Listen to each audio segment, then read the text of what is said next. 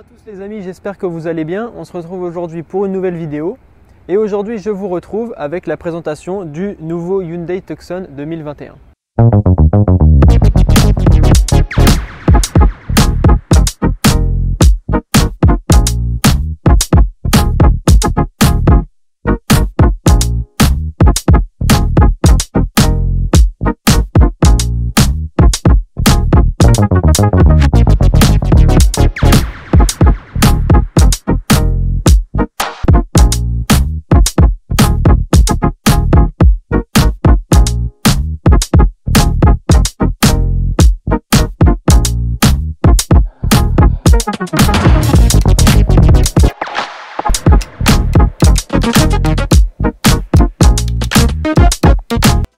Juste avant de débuter la vidéo, donc ce Tucson nous est prêté par Hyundai Cap Fournier à Corbeil-Essonnes. Je vous en parlerai un peu plus à la fin de la vidéo.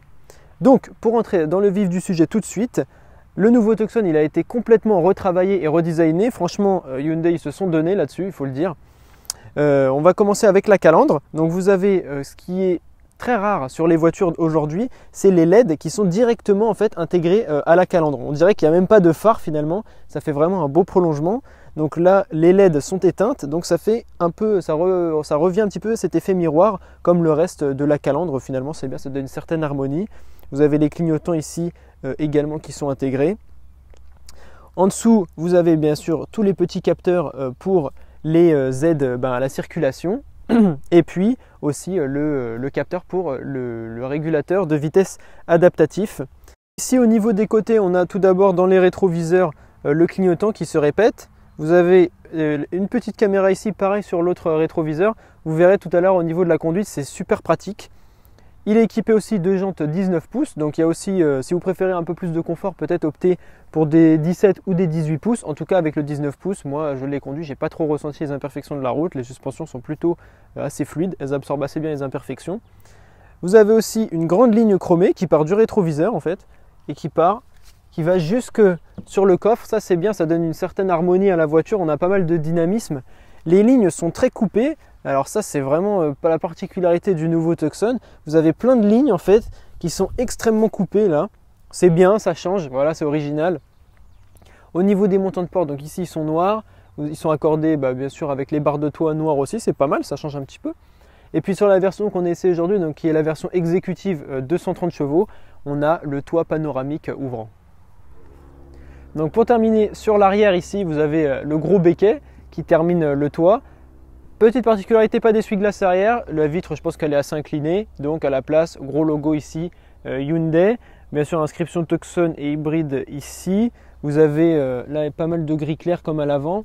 Et puis la grande signature lumineuse, donc ça c'est vraiment typique aussi un peu du premium, etc. en ce moment. Vous avez les deux griffes ici avec une grande barre qui passe au milieu. Donc ça, je ne vous dis pas quelle voiture ça va vous rappeler, je pense que vous allez y penser tout seul. Et puis pour terminer, les clignotants par contre ne sont pas ici, ils sont là. Et donc voilà, ça c'est bien. La caméra de recul bien sûr, il y en a un peu partout des caméras, après on verra ça plutôt en conduite. Donc le coffre, lui, il est assisté électriquement. Ça c'est bien, toujours un point positif, hein. On a 620 litres de charge utile ici, donc vous avez quand même le plancher plat directement au niveau de l'ouverture, ça c'est bien aussi. Particularité qu'il y a, c'est qu'en fait il y a de l'espace supplémentaire, donc là vous voyez, vous pouvez mettre là il y a le kit anti-crevaison, il y a de la place supplémentaire, ça c'est cool aussi, ça peut faire des rangements en plus. Et puis ici, vous avez ce qui est pratique, les poignées pour rabattre, voilà, le premier siège à gauche ici et les deux sièges à droite là-bas. Donc on va commencer par l'arrière. Ici vous avez quand même trois vraies places, hein. Je pense que même la banquette du milieu en fait est assez bien, honnêtement. La place du milieu est bien, on s'y sent bien aussi. On est à l'aise, voilà. On peut être plus en arrière façon un peu cinéma si on veut profiter du toit panoramique. Mais on peut également, ici quand on revient, en fait on a plusieurs positions. Donc vous en avez une où on peut être très droit. Voilà, par exemple si quelqu'un a envie de vomir et qu'il peut voir la route, c'est mieux. Et puis après, on peut basculer. Il y a jusqu'à 10 positions. Et puis voilà, si vous voulez plus être en mode tranquille pour vous reposer, il y a même la place aux jambes. On peut bien être ici comme ça. Les sièges à l'arrière, il faut savoir qu'ils sont aussi chauffants. Ça, c'est bien. Là, ici, on a un bel intérieur noir avec du cuir percé. C'est mieux parce que bon, pour l'été, ça retient quand même moins la chaleur. Et puis, comme d'habitude, Le petit accoudoir lui aussi en cuir avec 2 porte-gobelets. Donc au niveau de l'intérieur, vous avez les filets derrière les sièges ici pour ranger pas mal de choses également. Vous pouvez mettre une petite bouteille là, pareil avec le porte-gobelet. Alors ce que j'aime vraiment beaucoup sur cette finition, bon vous avez juste, j'ai oublié de le dire, mais le petit pare-soleil, voilà, que vous pouvez mettre là pour les enfants, c'est pratique. Ce que j'aime particulièrement sur ce nouveau Tucson, c'est aussi les finitions des portes. Donc on a beaucoup de différents matériaux. Vous voyez, il y en a un là, un là, un là, avec de l'alu, du piano black qu'on retrouve ici aussi, un peu d'aluminium encore là, du cuir, un peu de plastique. Ici, c'est plus du plastique moussé. Donc franchement, on sent qu'il y a eu un travail de fait là-dessus, d'autant plus qu'on n'a vraiment pas de bruit et une bonne insonorisation quand on roule. Donc, je vous invite maintenant à venir avec moi à l'intérieur. Donc pareil, beaucoup de choses à dire. Là, on retrouve la même composition des portes, pareil, avec des super matériaux. Vous avez là ce qui permet de rabattre les rétroviseurs, pareil, pas mal de rangements. Le petit seuil de porte avec marqué Tucson ici en aluminium. Hop. Et puis à l'intérieur, là, grosse nouveauté, je trouve le design assez futuriste, je vais vous montrer en détail après. C'est vraiment pas mal, vous avez les sièges qui sont réglables électriquement directement. Et puis après, au niveau de l'intérieur, je vais vous montrer ça plus en détail maintenant. Donc à l'avant, je vous disais, j'ai beaucoup de choses à dire. On va commencer tout de suite par le volant. Vous avez tout ce qui concerne le téléphone et les commandes vocales sur la gauche. Et puis là à droite, vous avez le régulateur de vitesse adaptatif. Vous avez également la ligne. Les petites lignes ici avec le volant au milieu. Donc ça vous permet d'avoir une conduite presque autonome. On le verra tout à l'heure. Et puis les lignes pour éviter en fait, que la voiture, si vous ne mettez pas votre clignotant comme d'habitude, la voiture, hop, elle vous remet dans la bonne direction. Et là, la voiture avec les petites barres pour indiquer... pour montrer la distance en fait avec la voiture qui nous précède pour augmenter ou diminuer la distance. Donc on continue là sur les commodos, vous avez, c'est pas mal tout ça, c'est en relief, c'est assez noir, c'est bien. Donc on continue ici au centre, juste derrière le volant, vous avez un écran de 10,25 pouces, ça c'est bien, et vous en avez un là aussi, donc vous avez 2 écrans qui font la même taille. Petite particularité, c'est que là il n'y a pas de casquette en fait, mais bon, vu que l'écran est assez enfoncé, ça ne gêne pas la visibilité pour le conducteur. Donc vous avez pas mal d'informations au centre, donc là vous pouvez les bouger, vous avez notamment votre conso instantané, vous pouvez avoir le kilomètrage, à combien vous roulez en digital, le flux d'énergie, ça il faudra en parler tout à l'heure, mais en conduisant bien sûr. À gauche, le temps qui vous reste pour aller, le nombre de kilomètres qui vous reste avant d'aller à la pompe, à droite le kilométrage de la voiture, ici la vitesse, et à droite est-ce que vous êtes plutôt en mode thermique ou en mode électrique. Tout ça est très intéressant. Et puis vous pouvez changer les compteurs en fait ici directement. Ça c'est bien aussi. Donc on va en profiter pour parler un petit peu de la console centrale ici qu'on a. Donc c'est une grosse console avec l'écran intégré directement. Vous avez plein de paramètres. Donc on va commencer par le départ. Hein. Voilà. Donc là il est éteint. Vous pouvez l'allumer ici. On n'est pas obligé de changer d'utilisateur. Et puis vous avez pas mal de choses finalement. Vous avez la carte déjà. Je pense que la définition est assez bonne sur la carte. On a également pas mal de paramètres, et notamment le mode silencieux. Si vous voulez que par exemple à l'avant le passager et le conducteur puissent discuter tranquillement et à l'arrière un peu plus de musique. Téléphone, vous avez la réplica du téléphone, ça je vous apprends pas, c'est assez moderne quand même. Les médias, etc. Alors une petite anecdote qu'il faut dire, c'est qu'on peut mettre des bruits de la nature. Si vous avez envie d'être à la plage par exemple, voilà, on peut mettre la plage. Bon, ce qui manque un petit peu en ce moment, c'est la terrasse de café. Voilà, c'est pas mal, il y a plein de trucs. Au coin du feu aussi. Les vagues, voilà. Le clapotis des vagues, c'est pas mal quand vous allez à la plage, quand vous êtes un petit peu blasé et que vous voulez repartir à la mer. Bon, il y a beaucoup de choses comme ça, c'est bien, c'est marrant, ça change. Et puis, donc ce que je voulais dire, c'était qu'on pouvait changer ici les compteurs, notamment dans les paramètres. Si vous allez dans véhicule, voilà, tableau de bord, sélectionnez un thème. Et là, en fait, vous avez plusieurs modes, voilà.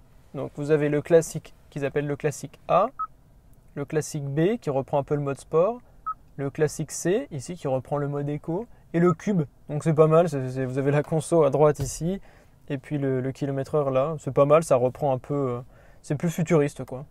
Donc on continue avec sur la partie basse, ici vous avez pas mal de choses finalement, je vais juste revenir au menu ici. Vous avez pas mal de choses avec notamment le volume, si vous voulez revenir, c'est des petits raccourcis en fait, si vous voulez revenir à la carte, etc., les médias. Tout ce qui concerne la climatisation, driver only, si on met ça, ça va juste m'envoyer de l'air à moi. Et puis ce qu'ils appellent diffuse, c'est une manière de diffuser l'air un petit peu différente. Ce sera peut-être plus agréable que ça nous arrive directement ici. j'en profite juste pour dire que les bouches d'aération sont vraiment bien placées. Elles sont là, elles épousent en fait vraiment les formes du Tucson. C'est assez joli, assez agréable je trouve. Donc là en dessous vous avez chargeur induction pour le téléphone. Et puis prise USB, prise de rechargement et une petite prise 12 volts. Et puis sur la grosse console centrale qu'on a là, vous avez notamment un rangement ici.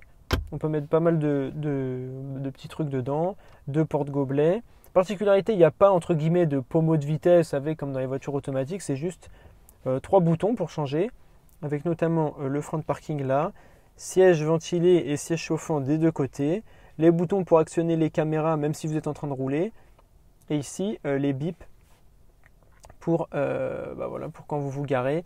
Et puis ça c'est, alors vous avez le volant chauffant, et puis ça on en parlera, je ne vais pas en parler trop, parce que c'est quelque chose qui est assez peu utilisé finalement, c'est quand vous êtes sur une pente qui peut être glissante ou verglacée, en fait la voiture va équilibrer et va aller à la vitesse la moins rapide possible pour vous éviter en fait de glisser.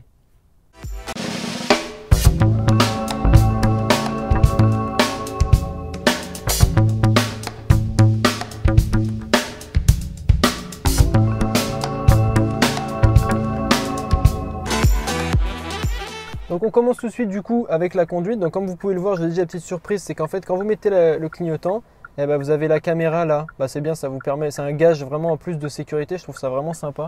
Bon, ça sert peut-être pas à grand chose de le regarder tout le temps, mais au moins de temps en temps et surtout dans les voies où il y a beaucoup de circulation, je pense que ça peut être intéressant. Bon du coup on commence directement, donc là on a commencé en thermique parce que bon on a fait pas mal de plans etc. avant, du coup la batterie n'est pas forcément beaucoup rechargée. Ce qu'il faut savoir, c'est qu'on peut rouler en full électrique jusqu'à 135 km/h. Ça, c'est vraiment cool. Et puis après, il y a beaucoup de choses dont il faut vous parler. Là, sur une petite route de campagne pour l'instant, c'est pas le plus agréable pour vous parler de la conduite. Donc là, du coup, vous voyez qu'on sort d'un stationnement. Donc parfait, on a la caméra 360, mais ça montre vraiment la direction où la carrosserie va, pas les roues, juste la carrosserie. Donc vous voyez, franchement, la définition est superbe. Vous avez plusieurs angles. Voilà, vous pouvez voir, ça c'est les angles des rétroviseurs.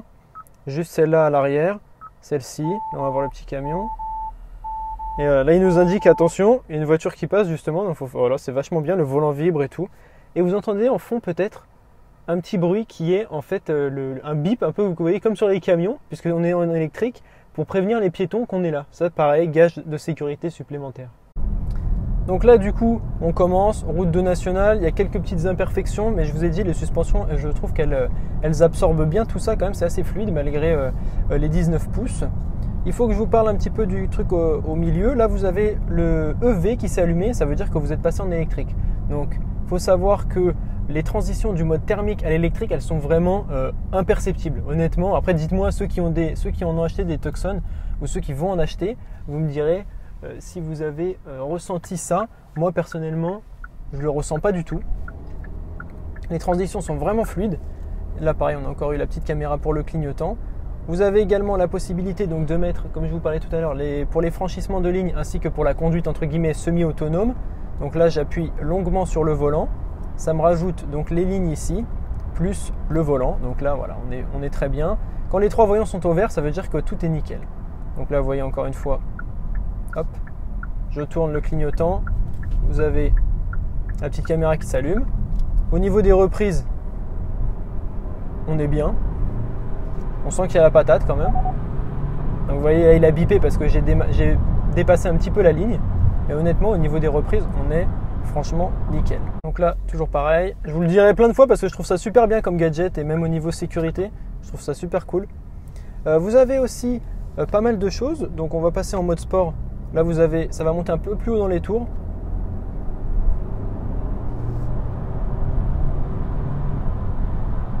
Et franchement, il a la patate, hein. 1750 kg. Et vu ses dimensions, honnêtement, je trouve ça vraiment honorable comme performance. Je le trouve vachement agréable. Alors là, c'est un peu plus agressif. On sent que la voiture, elle est beaucoup plus nerveuse. Mais super, franchement, je suis agréablement surpris de l'agrément de conduite de la voiture. Donc, je vais repasser en mode normal. Et puis après, honnêtement, franchement, on ira faire une petite partie autoroute tout à l'heure, mais au niveau là de national et ville, je trouve l'agrément de conduite super sympa. Surtout même au niveau là, vous voyez, on est en électrique et je suis quand même à 80 km/h. Donc après, comme d'habitude, il faut adapter votre conduite à la voiture, mais je trouve qu'elle fait vraiment super bien le taf. Vous voyez, j'ai tout lâché. et vous voyez le volant va tout faire lui-même. Par exemple, si je me déporte un petit peu, c'est vraiment une conduite quasiment semi-autonome. À un moment, il va vous dire restez avec les mains sur le volant, mais franchement, la conduite c'est bluffant presque. Et une fonctionnalité aussi dont je voulais vous parler, c'est celle-ci. C'est-à-dire que si vous êtes, gardez les mains sur le volant, il y a le auto hold ici. Donc si vous êtes arrêté, vous voyez une voiture automatique démarre dès que vous lâchez le frein, et ben en fait en auto hold, ça va faire comme si vous étiez au point mort sur une voiture manuelle. Donc ça c'est bien parfois si vous n'avez pas envie de vous prendre la tête, vous mettez le auto hold. Et en fait après par exemple à chaque feu rouge, si vous avez 4-5 feux rouges de suite, et bien à chaque feu rouge, la voiture n'avancera pas. Quand vous allez être arrêté, elle va rester statique. Bon, du coup, pour terminer cet essai, on a dit qu'on allait faire un petit essai sur route, sur grande route. Donc là, voilà, on est en mode sport. On va tester un peu la reprise. Donc si vous appuyez un peu,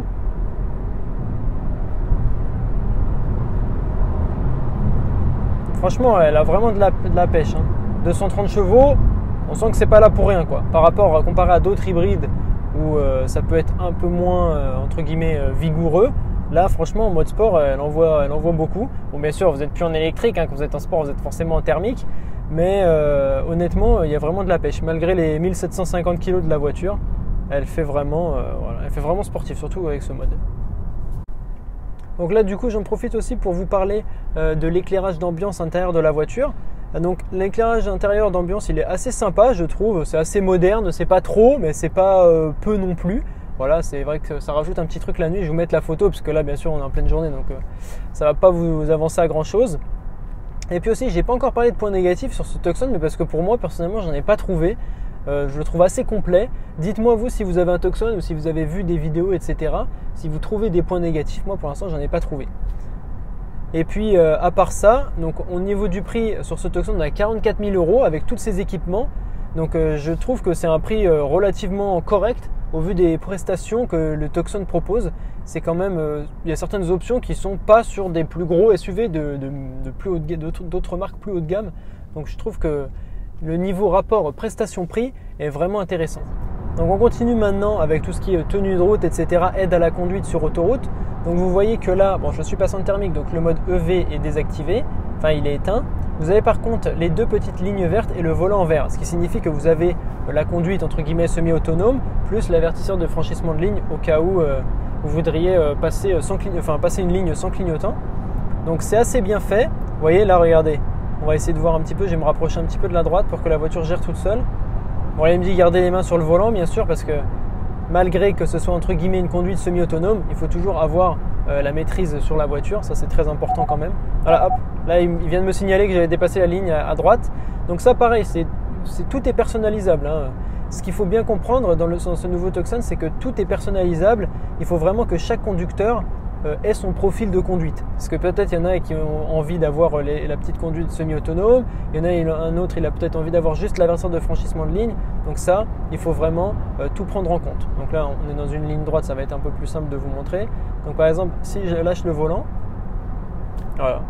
Donc est-ce qu'on est sur une conduite presque autonome? J'attends vos avis en commentaire, je trouve ça vraiment sympa à ce niveau de finition et surtout l'effort qui a été fait par Hyundai pour apporter une conduite autonome de ce type. On va arriver dans une petite courbe, donc vous allez voir tout de suite, ça va faire tout seul. Alors regardez. J'ai rien à faire, donc on peut presque... À un moment, il va sonner pour nous dire de remettre les mains sur le volant, mais regardez. Pourtant, c'est une courbe un peu plus forte et la voiture fait tout toute seule. Donc ça, c'est bien. Voilà, là, il nous redit de garder les mains sur le volant, bien sûr. Et donc au niveau de la tenue de route, enfin, parce que le dernier point que je voulais aborder, elle est bien. On a fait quelques essais sur des ronds-points assez rapidement et je peux dire que la tenue de route est très bien. Donc voilà. Et donc, comme je vous l'ai dit au début de la vidéo, cette voiture, elle nous a été prêtée par Hyundai et Cap Fournier, donc qui est située à Corbeil-Essonnes. Vous avez l'adresse qui apparaît maintenant juste en bas de votre écran. Donc n'hésitez pas à aller sur leurs réseaux sociaux. Ils ont Facebook et donc à leur rendre visite évidemment dans la concession. Pourquoi pas pour acheter ce nouveau Hyundai ou une autre de la gamme. Et quant à nous, eh bien, on se retrouve prochainement pour une nouvelle vidéo. N'oubliez pas de vous abonner, de mettre un petit pouce bleu, de commenter. Est-ce que ça vous a fait plaisir ce Tucson? Qu'est-ce que vous en pensez? Est-ce que vous l'achèteriez?